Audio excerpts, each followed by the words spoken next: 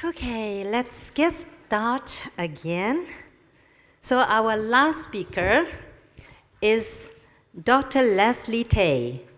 Dr. Tay is a doctor, author, blogger. Have you read his blog? Excellent. I wish I knew it before, but I just read.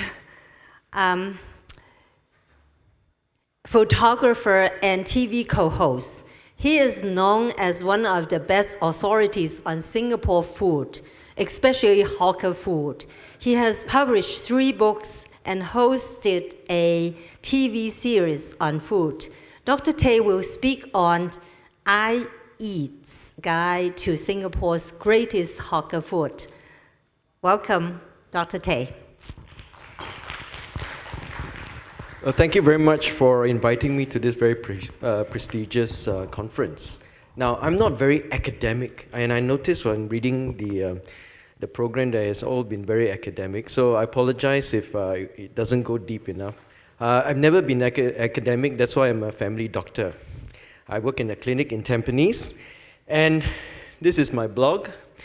About 10 years ago, August of 2006, I started this blog because when you start a new clinic, it can be very quiet because nobody knows you, nobody's in the clinic. So in those days, the internet was already around, but most of the time you get your information through asking friends and reading forums.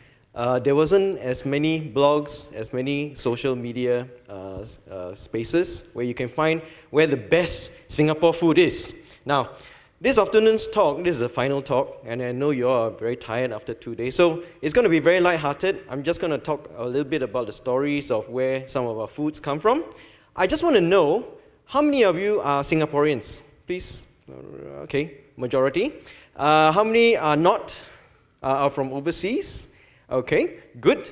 Now, you will soon find how closely the food is to our Singaporeans' heart. Because once I start talking about this, those non-Singaporeans should hear the stomach of the Singaporeans next to you starting to growl and then start to salivate, you know. Because we Singaporeans are very, very closely identified with our food. This is my book, The End of Char Kway Teow, which was published in 2010. The title was suggested by my editor because at the time he realized that one of the stories I wrote about Char Kway Teow was very pertinent.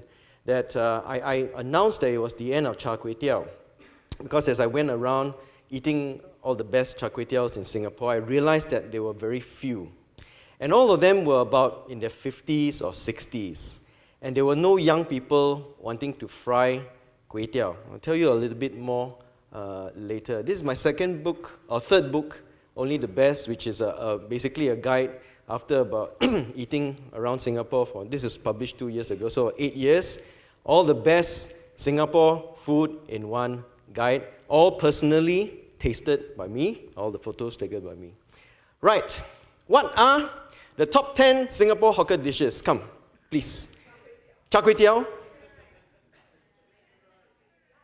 laksa, chicken rice, bak kut-teh, roti prata, Hokkien Mee, kueh tutu, what?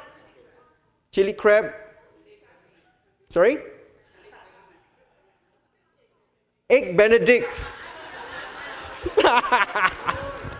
Actually, there is an Egg Benedict in Siglap where they use roti prata and then they put the chicken ham and then the egg on top. It's Prata Benedict.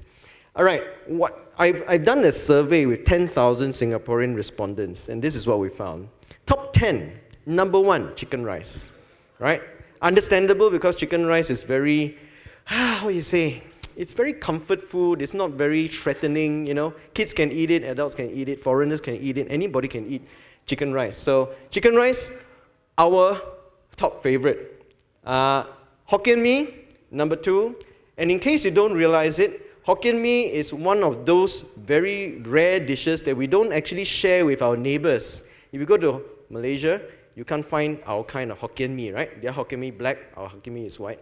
Because this Hokkien Mee was invented right here in Singapore. So we are the only place in the world that you can find fried Hokkien Mee. Char Kway Teow, as I say, very much part of us. Although Char Kway Teow, we share some of the heritage with Malaysia and of course China. Carrot cake. Anybody mentioned carrot cake just now? Carrot cake. Laksa, somebody mentioned laksa. Bak Chor Mee. Nobody mentioned Bak Chor Mee. Okay, Bak Chor Mee, another of our favorite. Wonton Mee. Prawn Mee, this is the soup version. Oyster omelette. No? And roti prata. Somebody mentioned roti prata. So, top 10 hawker dishes. I want you to realize one thing. You come to Singapore, these are the top 10. It is top 10 of about, if you go and count all the individual different hawker dishes in Singapore, there are at least more than 60 or 70, because I published an app once and we tried to list out all the common hawker food. There are at least 60 or 70 things in Singapore that when you come to this country, you want to eat. I went to Chicago and I tried to find what was the most iconic Chicago food, and there were a few. But it's not as varied as what you have here in Singapore because of our hawker culture. Now, hawker culture is very unique because every hawker is a specialist. And that's what makes the food so interesting. Because if you're talking about char kway teow, this is a dish made by one hawker, and he could be frying the same dish day in, day out, 400 plates in a day for the last 50 years. And that's what makes it good. Now, why am I saying that char kway teow is going to die? Because this is a very, very simple dish. We have a background of migrants, and our migrant forefathers came from the southern part of China, mainly. And this is basically blue-collar food. It's a lot of carbs, a lot of oil. There's only a very few components in char kway teow, right? You have, first of all, you got kway teow, which is the white rice noodles. Then you got the noodles itself, the yellow noodles. You got lard, yum. And then you got eggs, you got cockles, and of course black sauce. But the most important ingredient of char kway teow is actually the frying. The secret is all in the fire control and the frying and the pan. You know, I talked to char kway teow men who went off to London to fry kway teow for the Singaporeans there during Singapore Day. And they tell you the kway teow never tastes the same because the wok is different, the fire is different. And so even though you have the man there, the wok and the fire is different. And so the whole char kway teow experience is changed. So char kway teow really is dependent on a specialist who fries the kway teow. It's the kung fu, of the kway teow, of how to fry the kway teow, the timing. And this is why it's disappearing, because not many young Singaporeans are willing to stand in front of a wok every day, day in, day out, frying 400 plates of kway teow and earning $3 per plate, because it doesn't make economic sense. There are some foods in Singapore which will last, like chicken rice is very good because chicken rice is flourishing. You can have a central kitchen to cook your chicken, you cook your rice, and you transport the rice, the chicken, the chili, and all the sauces to a hawker in a hawker center, and then you can have a chicken rice stall. And you can own 10, 20 chicken rice stalls. Young people see it as a way of building a career. Chicken rice will stay. Char kway teow, unfortunately, doesn't have that privilege. First of all, very dependent on the person frying the kway teow. Secondly, very cheap ingredients. And the ingredients are all very simple. You can't have a secret sauce that you put into your char kway teow and suddenly it's got that nice wok smell, So you can't have a central kitchen producing special ingredients to be transported to somewhere where someone who, with 2 days of training, can suddenly magically come up with char kway teow.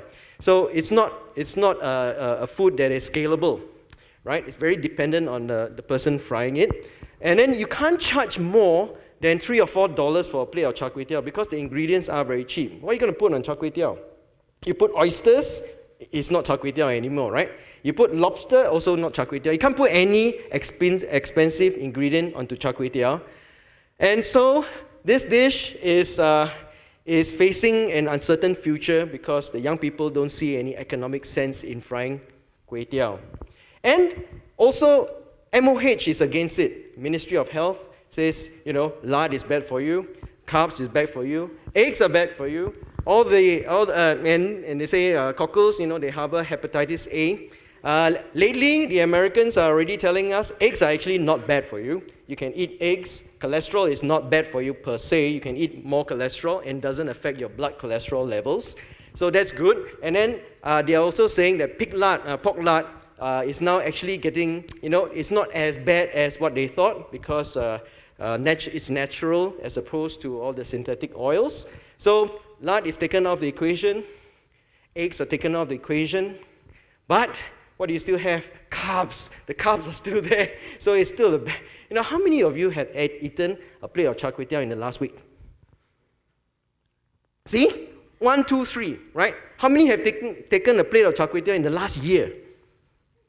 A bit more. There's still some that haven't eaten. I've spoken to a batch of young junior college students, and some of them haven't even tasted char kway teow. And so that's what Daniel said, right? Unless they taste it, they haven't even tasted char kway teow. They know what it is. They've probably been to the hawker center. Some of them, one girl, I remember, never been to a hawker center. So how are we going to get young people to become hawkers if, first of all, they've never been to a hawker center, second of all, they never tasted char kway teow. Char kway teow is so cheap, there's no money in it, you have to sweat, especially, you're in front of the wok every day, it's hot, and you're sweating all the time.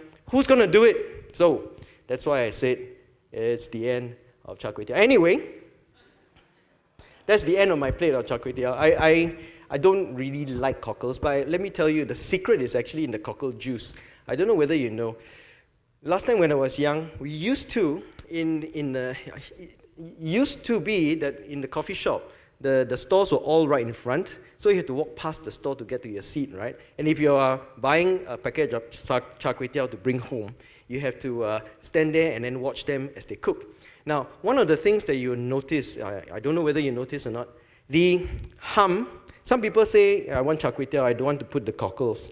Now, if you don't put the cockles, even if you don't eat the cockles, you should add the cockles because the secret of char kway teow is actually in the cockle juice. And the way to make sure that the fragrance of the char kway teow comes out is that the cockle juice will always go in last. So after they fried everything is almost ready, that's when they put the cockle juice in, the steam comes out, the fragrance of the cockles come out, and that's what makes char kway teow char kway teow. Anyway, never waste your calories on yucky food is my cry because you can't eat this every day and not get fat, right? And then you have to go and see a doctor.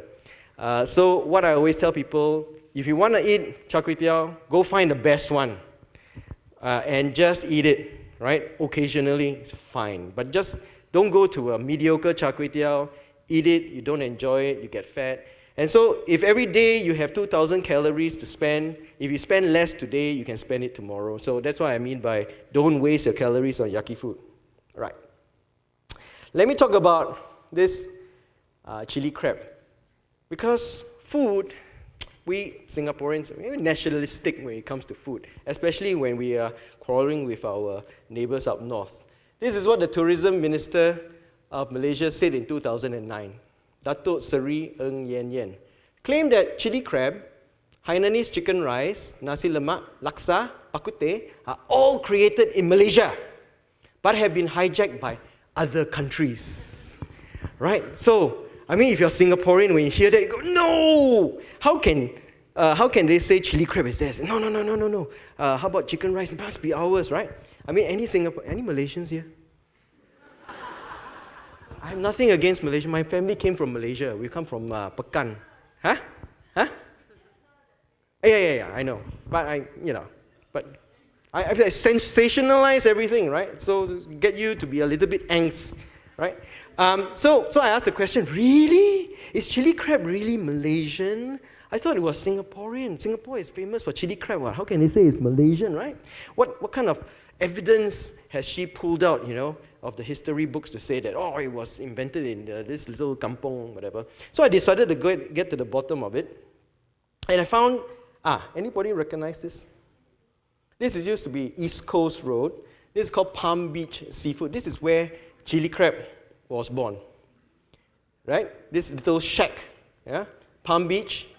Before the land reclamation, it was actually by the beach. Or maybe after, or before. I can't really remember. Anyway, this was around the 60s, 70s era. And people were eating chili crab, in this makeshift tables and chairs.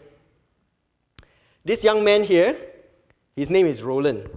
His mom, Madam Che, was the one who reacted to Tourism Minister Datuk Seri Ng Yen Yen's statement that chili crab was invented in Malaysia. She was so angry, she said, "Ayah, I was the one who invented chili crab. How can they say the Malaysians invented it?" Because she still is around, she's alive, and she knows that she was the one who actually created the dish. Now, how do you know you created a dish? Because you're the first one to actually do it without seeing anybody else do it. Okay, maybe somebody in Malaysia already created it, but she didn't know, right? One day, she was in her kitchen, and her husband, who is a policeman, and policemen used to wear shorts in those days, right? Policemen used to wear shorts. Now, and in those days, some of the food actually came in from the sea or from your backyard. And those were the days when people still grew their food. They went to the sea and they caught fish and so on. So they lived in this kampong at the end of Upper East Coast Road. It is the husband's custom every time after a hard day's work, he will go and catch dinner. So he'll usually, if there's crab, he'll catch crab with fish. He came back with some crabs. They are Teochew. So what they do with crabs, very simple. Teochew people are very simple. They like it fresh. They like it simple. So they just steam the crab and they'll eat the crab. And after a while, the husband said, it's boring. Can we do something to the crab? That's when she started to put tomato sauce in it. And then he said, hey, this is very interesting. How about a bit of chili? Suddenly chili crab was born. And in those days, kampong days, you had too many crabs. What do? Give to neighbors, right? So I have so much crabs, all this chili crab, give it to my neighbor, right? Kampong culture is just like what they do in Greece is like community, they share. And then the neighbors start to say, hey, I want your chili crab, but today don't have, And then they say, why don't you open a stall? So that's what they did. They started selling chili crab off a little cart at the side of the road, and then they progressed to the shack. That's Madam Che. She's still very much alive, and now she's very happy because of what Datuk Seri Dr. Ng Yen Yen did in 2009. She created this stir among the journalists, the social media. Everybody went into wanted to answer the question, who invented chili crab? I think in the end, they did decide that Madam Che's story is quite accurate. And so, since then, I think we have no more debate as to where chili crab started. Okay, chili crab started with Madam Che. But the modern version of chili crab that you have today is a little bit different. Daniel mentioned there was the 4 heavenly chefs. So the 4 heavenly chefs, what he did, Chef Hui, was he took the original chili crab and he added eggs to it. That's why your chili crab nowadays has got the egg in it. It's very rich kind of sauce. And that's the current version. So if you want to taste the original chili crab caught by the policemen who wear shorts, you go to Roland Restaurant in Marine Parade at the top of a 6-story car park. That restaurant can still hold 1,000 people. You can go in, you ask Roland, and say, I want to taste your original chili crab cooked by your mother in the old days, and he will be able to serve it to you, together with baguette, those French loaf, the soft, not the crusty French loaf, the soft local French loaf. Yes, that's the original way of eating chili crab. I will skip the crab lecture. I was going to teach you how to choose crabs. When I was young, my dad always complains. Every time he goes to the market, he comes back and says, oh, the crabs are empty again. cheated. You know, there are certain ways of choosing crab. Now, let me just give it to you in 1 minute, right? Now, you need to understand the cycle of a crab. A crab changes its clothes when it becomes too big. So when it's full of meat, it will change its shell. When it changes its shell, it will pump it up with water because the shell is still very soft. He'll pump himself up with water. And so it will be an empty crab if it's just changed its shell. So that's the key. If you want to have crabs that are solid and you are choosing your own crab, look for old shell crab. This is new teeth. You can see nice and sharp. This is old teeth, worn. Right? You can see all the markings here, very distinct. This is very old markings. A lot of battle scars in this crab. So that's how you choose a nice solid crab. And of course, you hold it up in your hand and it should feel heavy, not light. Okay, there you go. Next time, don't get cheated again. All right, fish head curry. Who thinks fish head curry is an Indian dish? Yep, so fish head curry, very Singaporean dish. Invented right here in Singapore, yes? Or Malaysia? See? Another one. What did they say? I must say that Malaysians started eating fish head curry long before Singaporeans did. Only we were enjoying it quietly under big banyan trees by the roadside. What else did they say? So this is an article.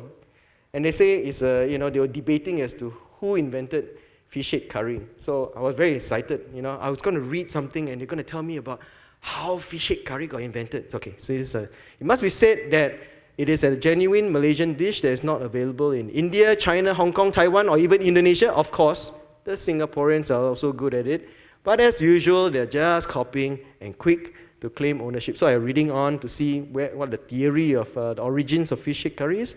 Once upon a time, only the Indians could cook fantastic fish head curry, having been in the business for a long time. Some of the best fish head curry is served in makeshift shelters with zinc roofs and eaten under the sweltering heat of the noonday sun. So nothing about how fish head curry came about.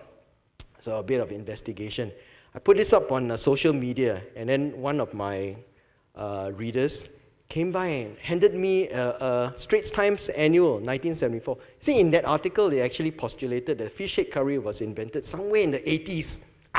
So now I've got an article dated 1974, written by Wendy Hutton, Straits Times annual, right, that states very clearly, 1952, that a man called Gomez, I don't know whether that's Gomez, he looks as if he could be a Gomez.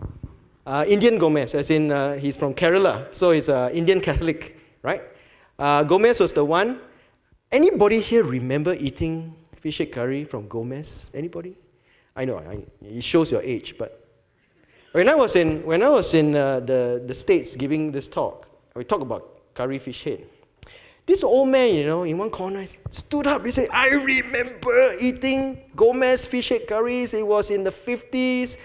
We were at Sophia Road where the Jewish quarters were. It was a shack. He had the best curries. We had everybody there. Got lawyers, rich people, poor people. Everybody just squat under the tree and, and he served the best fish head curry. And you know why he started selling fish head curry? Was because one day he saw all the Chinese people eating fish head, steamed fish head. Chinese people like fish head because fish head has got all the different textures, gelatinous bits. So fish, the best part of the fish is the head. So this Indian entrepreneur, he's very smart. He said, okay, if I want to sell my curries to the Chinamen, what do I need to do? I go and take the fish head, I put into my curry, and then they'll eat. So that's what happened. And fish head curry really took off. Fish head curry listed in, I think it was MSN's 25 world's best dishes that you have to eat before you die kind of list, together with steak Florentine, all the classic, sushi. Fish head curry is right up there, representing Singapore. Right, just another quick story before we end. Bak Kut Teh, another dish of contention. Right, because Datuk Seri Dr. Ng Yen Yen says Bak Kut Teh was invented in Malaysia. So let me tell you the story of Bak Kut Teh. I went to research because I heard, since she said it was invented in Klang, I went to Klang. I went to Klang and I saw this little piece of paper on the wall of the oldest bak kut teh shop there called Seng Huat. You been there? Eaten at Seng Huat? Right. Seng Huat bak kut teh had this picture. And this is Li Wen-ti, which is supposed to be his grandfather. Written in the 1980s, I think this was. They claim that bak kut teh was invented by Li Wen-ti, basically because his pork bone soup got so famous that they called the soup after him because he was ti, in Hokkien is teh. So it's bak kut teh. That means bak kut teh means pork rib of Mr. Li Wen-ti, of Mr. Tay. And this was done after the war. This is what the article said, after the war. So I said to myself, if we can find evidence that bak kut teh was in Singapore before the war, we win, right? Singaporean expect, we win, we win. Okay. So, this is the story told by some of our bak kut teh sellers. I mean, I've spoken to a lot of them. And everyone, oral history is like that. It's our Singapore heritage. A lot of it is still contained in the minds of all these people. And so it's my job to go and tease it out of them. But the problem is, you always get, one story, another story, another story. And every story will have some common thread of truth, I guess. And then the others are all sort of variations. So never mind. Whatever story you tell me, I write down. And I think after a while, people can figure out what is real and what's not. Anyway, it started off in the Clarke Quay area, where the coolies were.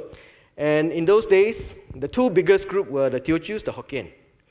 And the Teochews and the Hokkien were always competing with each other. In those days, we weren't as friendly as we are nowadays. And everyone had their own little quarter of Singapore to live in. And they will form associations where you have the Teochew coolies, the Hokkien coolies. They're always competing with each other for the work of carrying stuff off the boats. So they need something energetic, Red Bull, in the morning to eat, to sort of energize them so that they can do the hard work of carrying stuff off the boats every day. And so that was how pork rib soup was born, because they were selling pork ribs.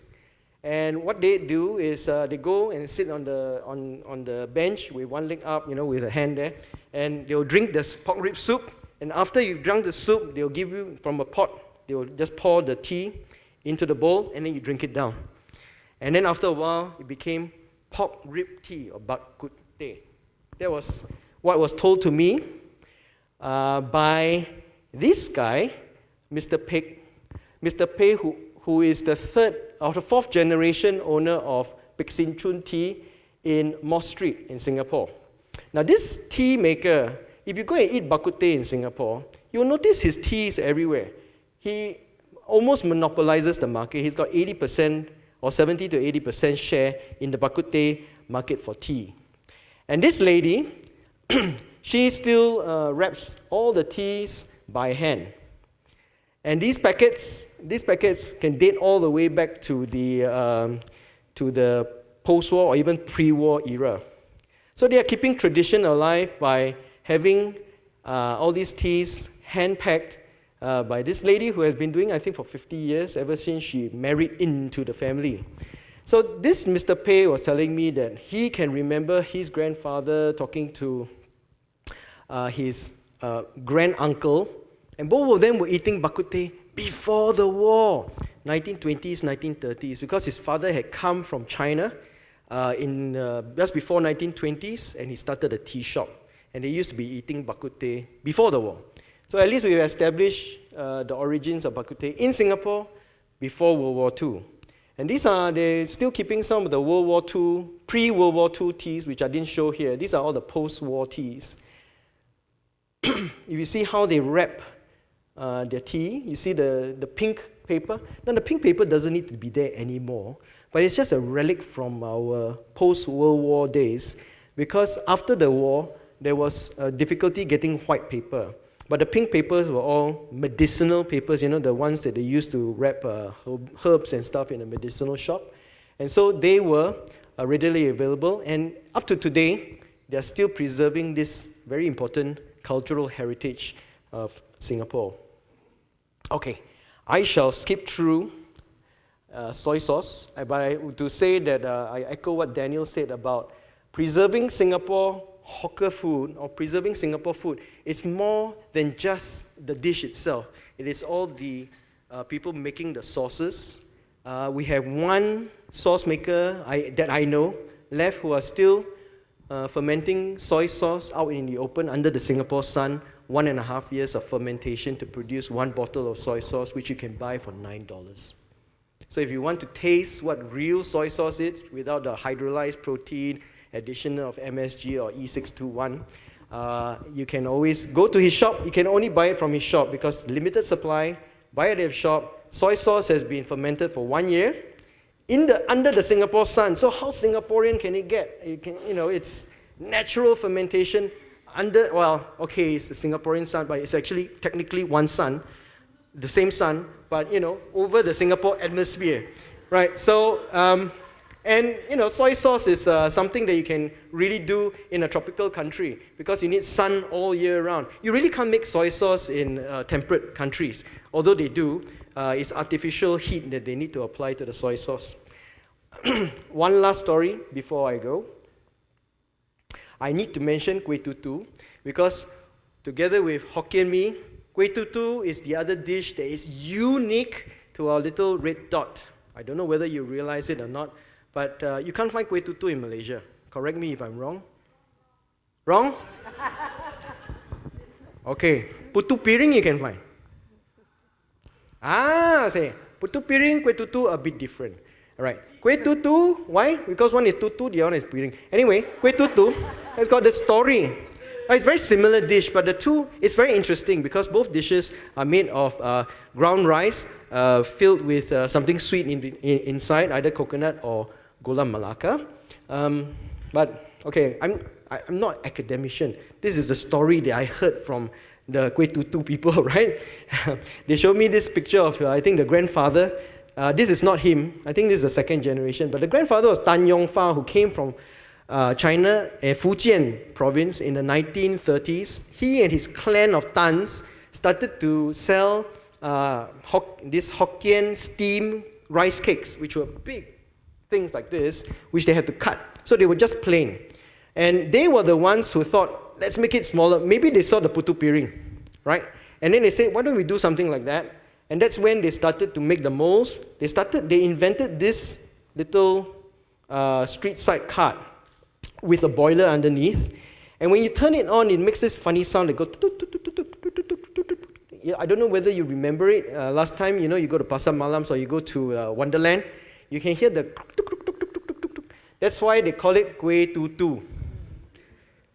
All right, that's the story. I tend to believe it. And if you go to Havelock now, you can still see them pounding the groundnuts. And then also the same machine to pound the rice into rice flour, and then after that, they use it to make the kueh tutu. Now, the problem with all these foods is, you sell kueh tutu for more than $2, people start to make noise, right? As Daniel said, slow food, right? This is artisanal. There's someone who's still having a machine to pound the rice, to pound the groundnuts in order to make this kueh tutu. He wants to sell it to you 6 for $3. I think it's only $2.50. But if he wants to sell it 6 for $3, how many young Singaporeans will actually appreciate it instead of complaining and say, oh, but the one at the supermarket, which I can get for $1.20 for 4. They don't realize it. So unless and until we, our generation of Singaporeans, and most importantly, the next generation of Singaporeans, start to appreciate all our stories and start to appreciate the kind of artisanal nature and the uniqueness of Singapore food, it will be very difficult to be able to keep it for the next generation. But thankfully, I think the movement is starting. We have the slow food movement. We've got social media. I've got people from a lot of students from NTU writing to me. I apologize. I don't have time to get involved in every student project. But there are a lot of student projects going to try to help safeguard and help preserve Singapore heritage food. And all of you can play a role. Go eat a plate of char kway teow this week. Okay? Thank you very much.